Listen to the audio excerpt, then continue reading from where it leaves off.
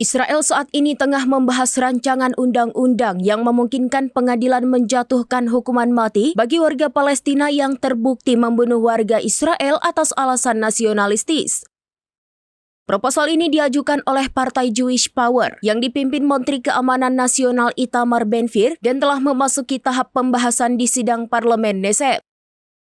Mengutip laporan The Times of Israel, RUU kontroversial ini diajukan sebagai respon Israel terhadap ancaman teror yang terus berlangsung. Pendukung RUU menilai hukuman mati menjadi salah satu cara untuk memberikan efek jera bagi pelaku serangan dan melindungi warga sipil Israel dari kekerasan lebih lanjut. Langkah ini sebelumnya sempat ditentang oleh pejabat keamanan Israel.